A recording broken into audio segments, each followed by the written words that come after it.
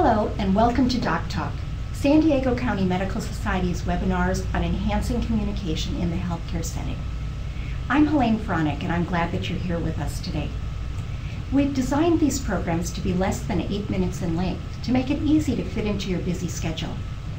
By listening to these short programs, you'll learn important skills that will really make a difference in your everyday practice. Skills that are quick and easy to implement. You may be wondering who I am and why I'm talking to you today. I'm a general internist by training who spent most of my career treating patients with vein disorders. But over the last several years, I've become passionate about communication, which is now considered to be the fourth cornerstone of medical practice, along with our fund of knowledge, our physical exam skills, and our problem-solving abilities. I also teach communication at UC San Diego School of Medicine, and as a physician coach, I help individual doctors with communication issues in their practices as well. You're probably also wondering, what's in it for me? Well, there's a tremendous body of knowledge out there proving just how important good communication skills are and which skills actually make a difference. For instance, there's data showing very conclusively that good communication will improve our clinical outcomes, it will reduce our risk of malpractice claims, it will strengthen our bottom line, and it will actually increase our own personal satisfaction. So with all this to gain, let's get started.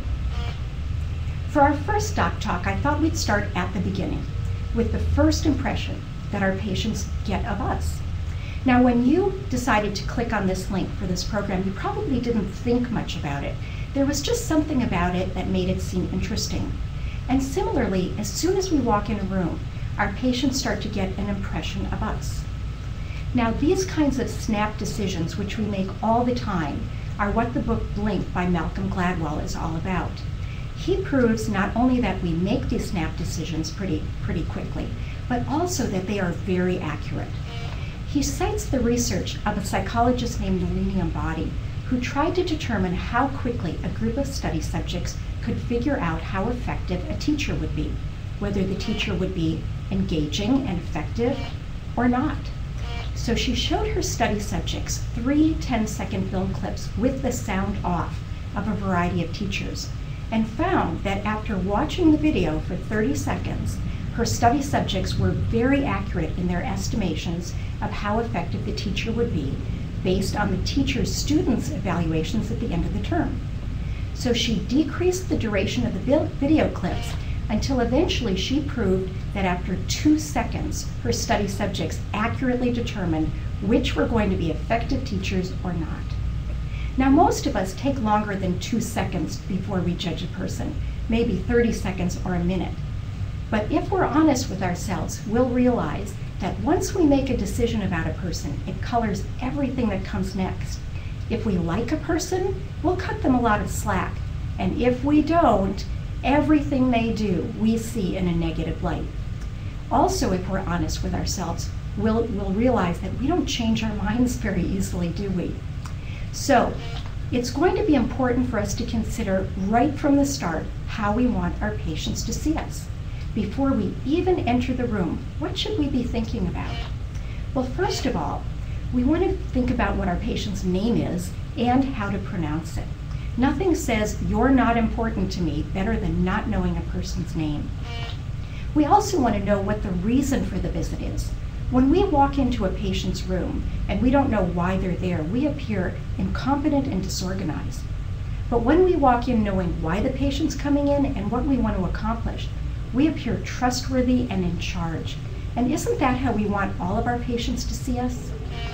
Lastly, take a moment before you walk in the room to consider the significance of what you're about to do. You are about to make a difference in the life of another human being. And while that may sound corny, it's actually the truth. Having that perspective gives us a sense of purpose and puts us into the present moment. And as we walk into the room, our patients will definitely take note of that. So now we walk into the room and we want to greet our patients with a smile on our face, which is a tremendous rapport building skill, as simple as it sounds. We also want to establish eye contact right from the get-go. Now, I know that increasingly eye contact is being hijacked by our need to look at a computer screen rather than our patient. But when we're greeting a patient, when we're saying goodbye, and when the patient's sharing anything emotional, eye contact needs to be our first priority. Recently, I took my father-in-law to the emergency room, and as my father-in-law was lying on the gurney, a man walked in and started putting things on his body and running a test.